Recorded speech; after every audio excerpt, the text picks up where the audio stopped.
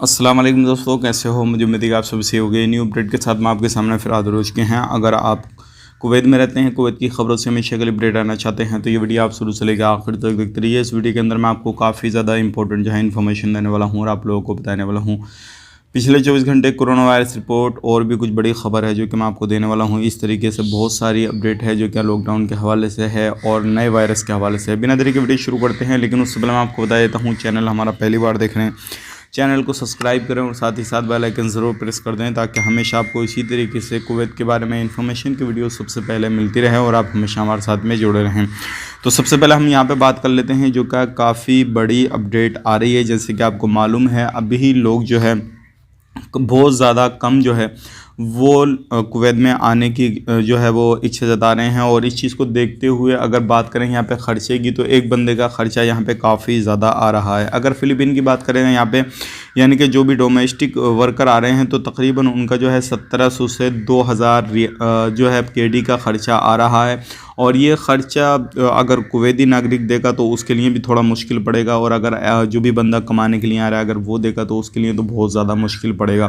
तो अब कौन देगा कौन नहीं देगा, इस चीज़ को देखते हुए बहुत सारे लोग जो है अलग अलग कंट्रियों में जाना पसंद कर रहे हैं, कुवैत में आना पसंद नहीं कर रहे, लाइक जैसे सऊदी अरब, यूएई या फिर बहरीन, कतर वगैरह जाना पसंद कर रहे हैं। और कुवैत को अभी लोग छोड़ना भी जो है वो चाह रहे हैं। तो ये एक बड़ी ख़बर थी जो कि मैंने आपको बताया कि अभी जो है खादम लोगों के लिए काफ़ी ज़्यादा परेशानी वाली ख़बर है और लोगों का जो ख़र्चा है वो इतना आ रहा है। अगर इंडिया की बात करें, यहाँ पे इंडिया की भी तकरीबन यही ख़र्चा है, थोड़ा बहुत कम बढ़ती है इससे, लेकिन ख़र्चा इतना ही आ रहा है। तो ये एक बड़ी ख़बर थी जो कि मैंने आप तक शेयर करी। अब बात कर लेते हैं यहाँ पे अगली ख़बर की तरफ। जो अगली ख़बर आ रही है निकल के, ये भी काफ़ी बड़ी ख़बर है और इस चीज़ से मैं आपको बताना चाहूँगा, अभी जो है निरीक्षण यानी कि जो चेकिंग वगैरह है काफ़ी ज़्यादा अलग अलग जगहों पर चल रहा है। चाहे वो दुकान, मॉल या फिर कोई भी हॉस्पिटल वगैरह, कहीं पर भी आप रहते हैं, कोई भी काम काज करते हैं, किसी बिल्डिंग में कंस्ट्रक्शन वगैरह का काम करते हैं, तो भी आपको ध्यान रखना है, सावधानी बरतनी है, क्योंकि अभी मिनिस्ट्री की टीमें अलग अलग जगहों पे जाके चेकिंग करनी है। उनकी वजह यही है, जैसे आपको मालूम है, ओमिक्रॉन जो वायरस है, नया वायरस जो आया है, उसको देखते हुए चेकिंग वगैरह किया जा रहा है, कितने लोगों को वैक्सीन लगी, कितने लोगों को नहीं लगी, कौन सा बंदा रूल रेगुलेशन को फॉलो कर रहा, कौन सा नहीं कर रहा, कौन सी दुकान में ये सारी चीज़ें चल रही हैं। तो इन चीज़ों को लेकर चेकिंग काफ़ी बड़ा हो रहा है। तो ध्यान रखें, अगर आपने वैक्सीन नहीं ली है तो वैक्सीन ज़रूर लें।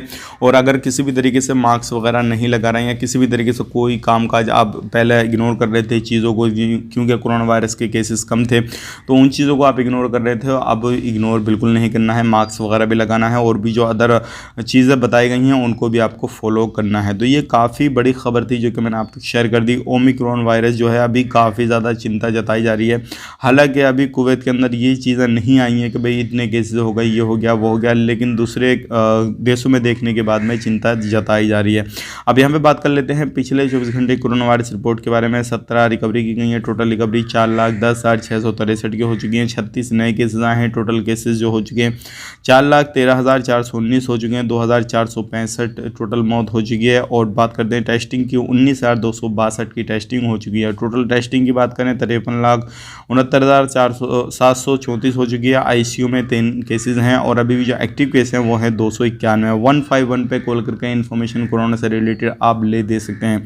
तो ये थी आज की कोरोना की रिपोर्ट और ये सारी अपडेट मैंने आप तक शेयर कर दी। अब अगर आप एंट्री करना चाहते हैं कुवैत के अंदर, तो टिकट के प्राइस भी अभी जो है हाई हो चुके हैं।